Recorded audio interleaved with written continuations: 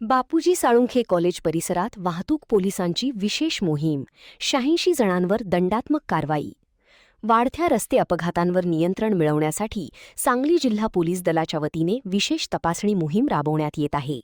Police अधीक्षक तुषार दोशी, अपर police अधीक्षक कल्पना बारवकर आणि उपविभागीय पोलीस अधिकारी अजय कोकाटे यांच्या मार्गदर्शनाखाली आज मिरज शहरातील बापूजी साळुंखे महाविद्यालय कॉलेज परिसरात ही कारवाई करण्यात आली.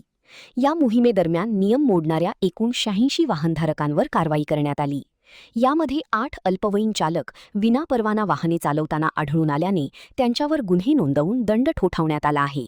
याशिवाय ट्रिपल सीट, गाडी चालवताना मोबाईलचा वापर करणे अशा विविध प्रकारच्या वाहतूक नियमांचे उल्लंघन करणाऱ्यांवरही दंडात्मक कारवाई करण्यात आली.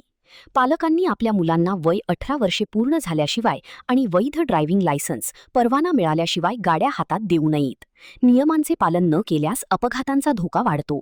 त्यामुळे मुलांच्या तसेच रस्त्यावरील इतर नागरिकांच्या सुरक्षेसाठी पालकांनी वाहतूक नियमांबाबत मुलांचे प्रबोधन करावे आणि जबाबदारीने गाड्या चालवण्यास सांगावे, असे आवाहन मिरज शहर वाहतूक शाखेचे एपीआय रणजित तिप्पे यांनी केलं आहे. महान कार्य न्यूजसाठी आदी माने, मिरज. आज रोजी माननीय पोलीस अधीक्षक तुषार दोशी सर, माननीय अपर पोलीस अधीक्षक कल्पना बारवकर मॅडम, माननीय उपविभागीय पोलीस अधिकारी अजय कोकाटे सर यांच्या मार्गदर्शनाखाली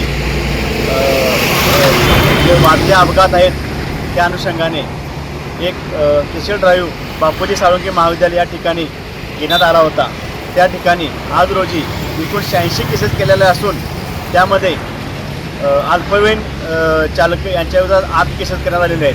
म्हणजे त्यांना तो दंड आकारण्यात आलेला आहे. तसेच इतर ट्रिपल सीट, मोबाईल टॉकिंग अशा केसेस करण्यात आलेल्या आहेत. माझी सर्व पालकांना विनंती आहे, तसेच आमच्या सांगली जिल्हा पोलीस दलातर्फे एक विनंती आहे की आपल्या पाल्याला गाडी देताना हे 18 वर्ष पूर्ण झाल्यानंतर त्याच्या हातामध्ये गाडी परवाना काढून देण्यात यावी.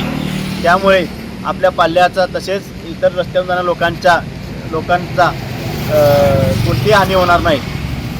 तरी